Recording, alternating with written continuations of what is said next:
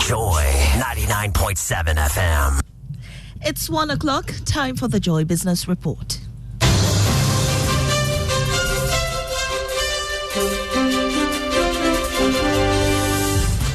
In the headlines, Institute of Statistical, Social and Economic Research, ISA, calls for a freeze on new tax exemptions for foreign companies.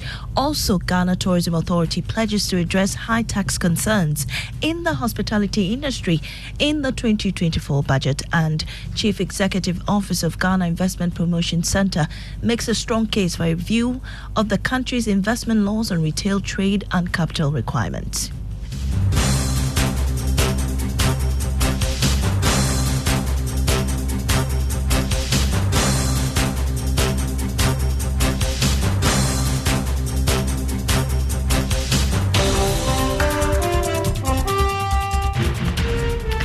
I'm Amesi Nyamiche Thompson. Details now.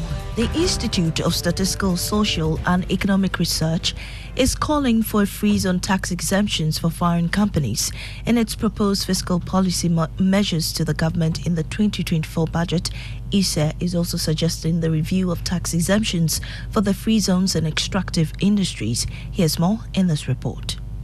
Research has revealed that Ghana loses about 25 billion cedis annually through tax exemptions. This has compelled many to call for the abolishment of tax exemptions for foreign companies.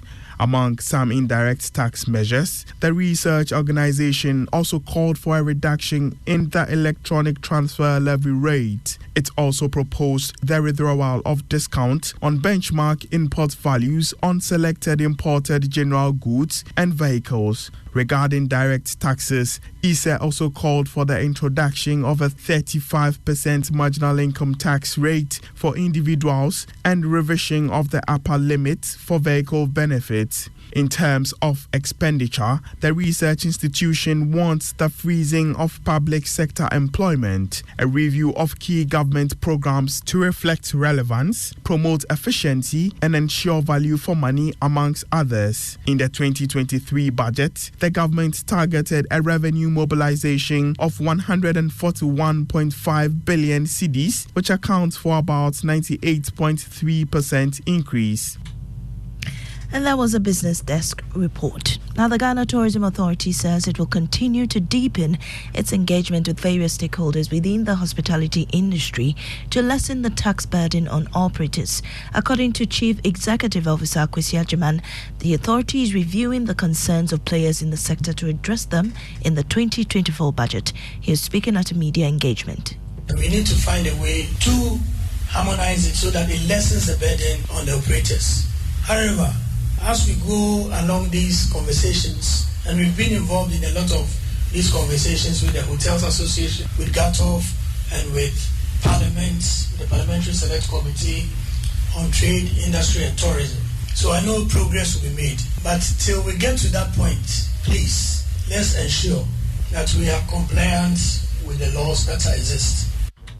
Kwesi Agyeman is Chief Executive Officer for the Ghana Tourism Authority.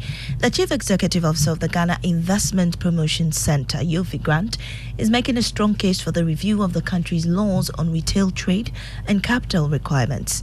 The country's investment laws currently restrict the retail space exclusively to Ghanaians unless a foreigner invests $1 million and employ indigents. However, there has been strong opposition in the past to review the law. Mr. Grant says the time has come to take a second look.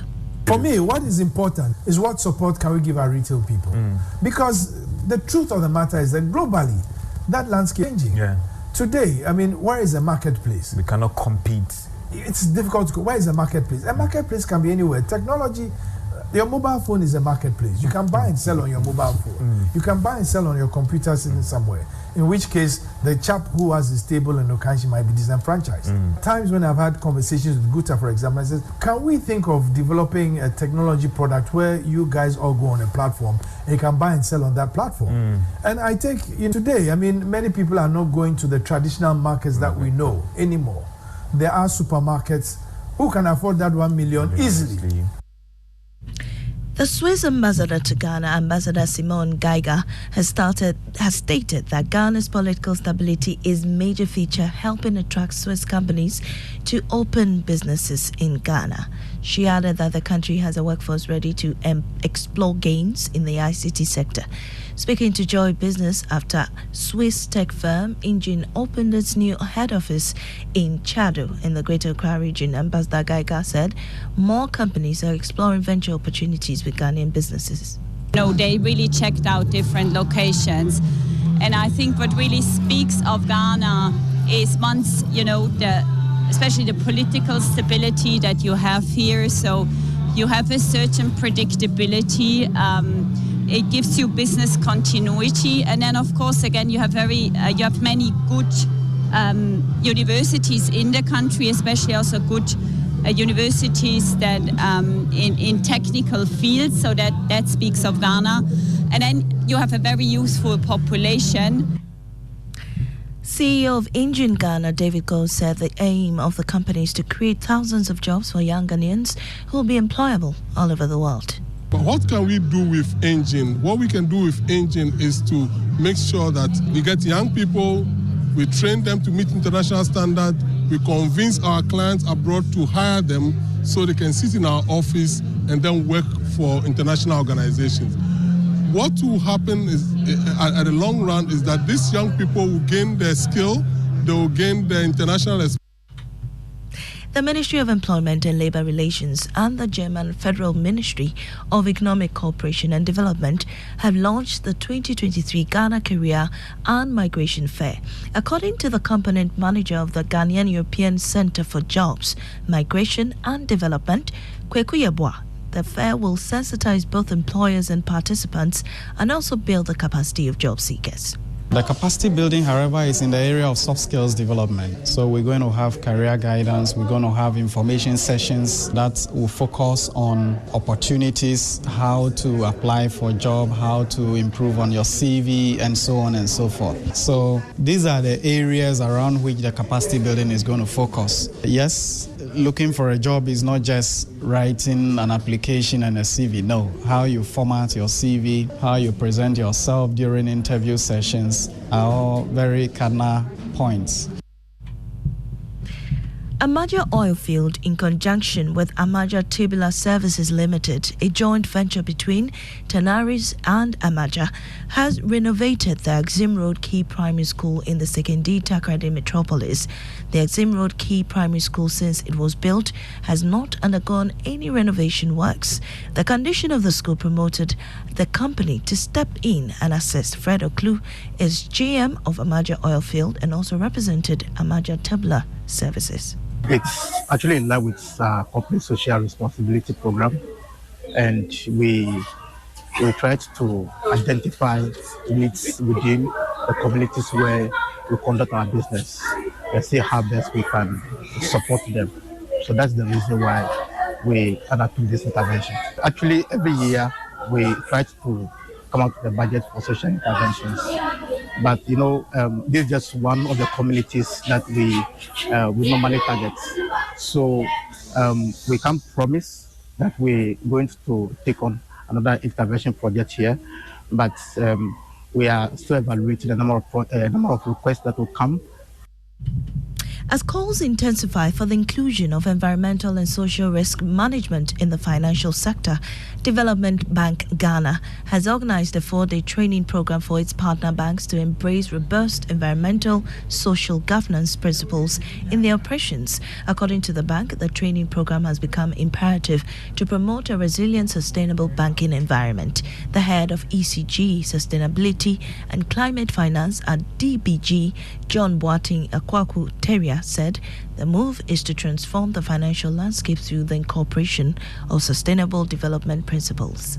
As part of this assessment, as I said, we're going to have an evaluation, and also as part of the training, we are identifying the gaps that the financial institutions struggle with in terms of implementing the system. So one of the learnings that we're going to have is that trying to understand why they are not being able to implement it rightly as our requirement, and also provide that solution. We're currently coming up with a technical assistant that's supposed to scale our partner banks who have a system that is kind of nascent, and so that they can be able to implement and also integrate environmental and social systems into their lending decision.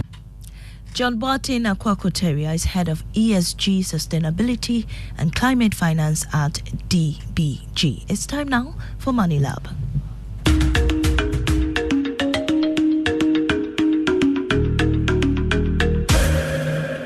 Hello, welcome to Money Lab. My name is Kofi Poli, Chief Operations Officer of People's Pension Trusts. We continue our pension tidbits on Money Lab. In our previous episode, we gave one of the reasons for having a pension as life expectancy. Today, we are going to look at the next two. One is rising cost of living. Globally, cost of living is rising, which means that in our old age, you still need to spend. And that's why it's important that we plan for our old age to have a continuous income even when we are not working. Thank you once again for being with us, and hope to see you in our next episode. And that's the end of the Joy Business Report, brought to you by EcoBank Salary Account. Before we go, the EcoBank Salary Account is a special account designed for workers of all income brackets desirous of receiving their salaries through EcoBank. With the EcoBank Salary Account, you are guaranteed all the benefits of a normal savings and current account, plus many more. It gives workers free life insurance cover of up to 10,000 Ghana cedis, 24/7 access to cash and e-banking services, internet and mobile banking services, high interest on savings, no minimum balance, ability to save through the EcoBank Save As You Spend, a unique feature that helps customers to save and invest. Remember, the insurance policy covers death, permanent or temporary disability, critical illness, hospitalization, retrenchment, and more. Savings or current account holders at EcoBank do not have to close their existing accounts to enjoy the numerous benefits of the EcoBank Salary Account. Just ask your branch to switch your existing account to the EcoBank Salary Account. Now, non-EcoBank account holders should approach any EcoBank branch and ask for the EcoBank Salary Account. Switch your salary account today and enjoy amazing benefits at EcoBank. Call EcoBank toll-free on 0800003225 whenever, wherever, for further details. EcoBank, the Pan-African Bank. Ignition is next. Do enjoy. For Plus, enjoy non-stop Premier